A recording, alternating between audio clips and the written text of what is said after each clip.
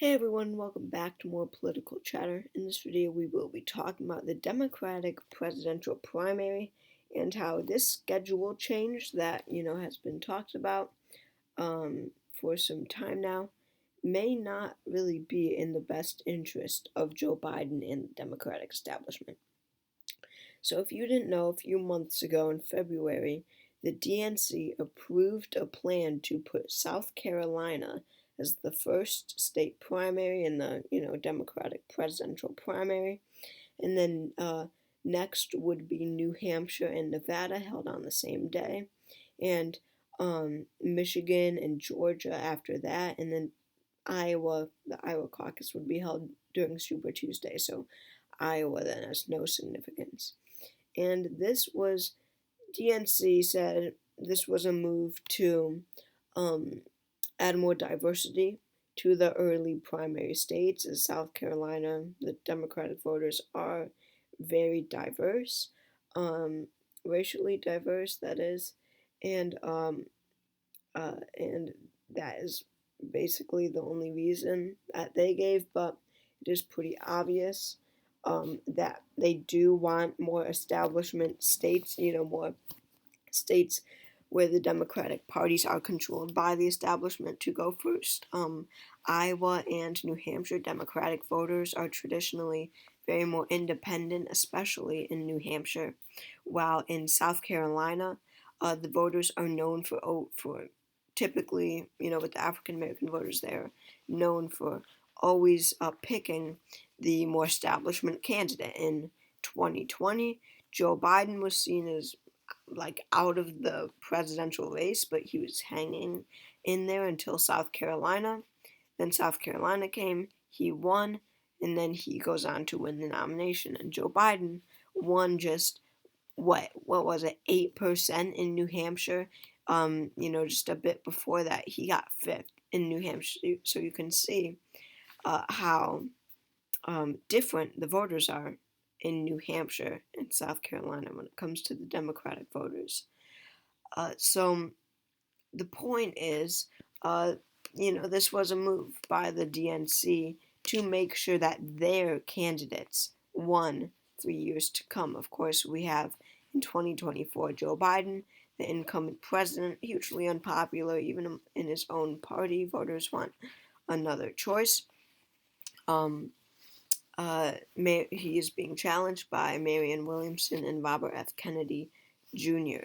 So the DNC obviously doesn't want Williamson or Kennedy to become the nominee. So this was a step that was supposed to really guarantee that Biden wins this nomination, this primary process, and that establishment Democrats will for years to come. However, that is really not the case that we have been seeing, and they're not playing it smart here. So, as I said, the New Hampshire primary and Iowa caucus are both losing their significance. New Hampshire is the first primary state after the Iowa caucus. So much significance, obviously. First in the nation primary, and then Iowa is the first contest in the entire thing. They are a caucus. But the issue is, and what the DNC did not expect, is that state, local state Democrats, like party officials in New Hampshire and Iowa, want New Hampshire and Iowa to stay first. Here's a quote by a DNC Rules Committee member. She said, I could not vote against, New Hampshire's Granite Staters or to violate our state law, because that is true. They are violating, the DNC is violating a state law. There is a law that says New Hampshire must be the first primary state. They must. And with the DNC changing that, they're just totally, ignoring that law that was passed. So it is a violation of a law, and this DNC Rules Committee member from New Hampshire, that is what she had to say about that. So it's not like, even though nationwide, the DNC rules and committees members are in favor of this. Of course, it won, that it passed in the DNC. They voted to change the primary schedule. But anyway, um, it's not the same with New Hampshire and Iowa state Democratic officials. They, as I said, it's a violation of the state law. They want Iowa and New Hampshire to stay first.